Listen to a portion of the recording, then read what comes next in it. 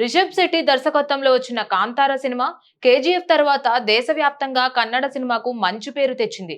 ఇప్పుడు ఆయన తీసుకొస్తున్న ప్రీక్వెల్ సినిమా కాంతార చాప్టర్ 1 వివాదాల్లో చిక్కుకుంటోంది. ఈ మధ్య ఈ సినిమాతో సంబంధం ఉన్న ఇద్దరు నటులు కూడా చనిపోవడం అందరినీ కలిచివేసింది. కొద్ది రోజుల క్రితమే షూటింగ్ సమయంలో బ్రేక్ తీసుకొని నదిలో ఈత కొడుతూ ఒక జూనియర్ ఆర్టిస్ట్ మునిగి చనిపోయారు. ఇంకా ఆ విషాదం మరొక ముందే ఇప్పుడు మరో నటుడు రాకేష్ పూజారి గుండెపోటుతో చనిపోయారు. రాకేష్ పూజారి కామెడీ కిలాడి గలు అనే టీవీ షోలో విజేతగా నిలిచారు. ఆయన కాంతారా చాప్టర్ 1 షూటింగ్ ను ఇటీవలే పూర్తి చేశారు. ఇటీవల ఉడిపి దగ్గర నిట్టే అనే ఊరిలో ఓ మెహందీ వేడుకకు వెళ్లారు. అక్కడ ఆయనకు అకస్మాత్తుగా గుండెపోటు వచ్చింది. వెంటనే ఆసుపత్రికి తీసుకువెళ్లినా అప్పటికే మృతి చెందినట్లు డాక్టర్లు చెప్పారు. ఈ రెండు ఘటనలు సినిమా షూటింగ్ సెట్ లో జరగకపోయినా సినిమా పేరు ఇప్పుడు చెడు కారణాల వల్ల వార్తల్లో ఉంది. ఒకప్పుడు భక్తి, సంస్కృతి గురించి చెప్పిన సినిమా ఇప్పుడు వరుసగా జరిగిన ఈ విషాద ఘటనలతో వార్తల్లో నిలుస్తోంది.